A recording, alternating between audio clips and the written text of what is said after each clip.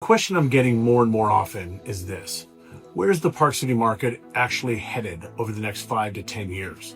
And more specifically, does short-term rental investing still make sense here going forward? Because the reality is, Park City has changed dramatically over the last decade.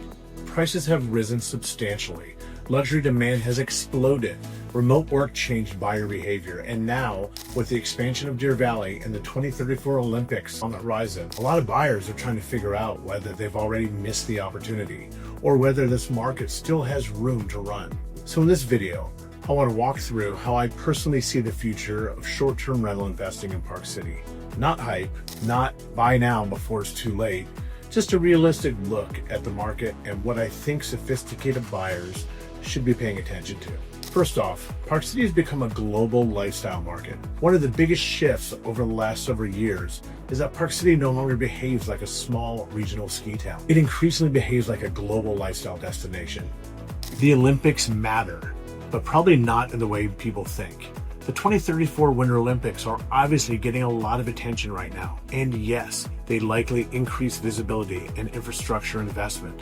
But I think the bigger story is what the Olympics represent psychologically. They reinforce Park City's perception as a globally recognized mountain destination. And markets with strong global brand identity tend to remain resilient longer than purely speculative resort markets. Regulation is the biggest long-term variable. Now, if there's one thing investors absolutely need to pay attention to going forward, it's regulation.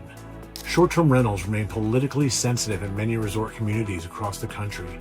And while Park City still has a strong short-term rental demand, rules can evolve over time. Zoning, licensing, occupancy rules, HOA restrictions, taxes, and enforcement. The investors who tend to perform best long-term are usually the ones buying durable real estate first and viewing rental income as part of the equation, not the entire equation.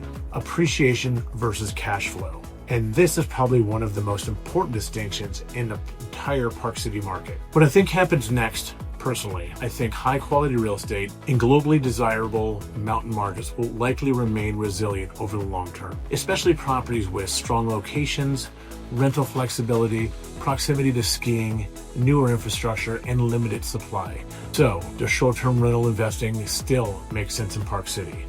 For the right buyer and the right property, absolutely. But I think the most successful buyers going forward will be the ones who approach this market thoughtfully, understand the nuances, and buy for more than a short-term revenue projections. If you're considering a purchase and want help evaluating a specific property, neighborhood, or investment strategy, there's a link below where you can reach out. And in the next video, I'm going to break down some of the specific neighborhoods and property types I personally think have the strongest long-term positioning in the current market. Thanks for watching, and I'll see you in the next video.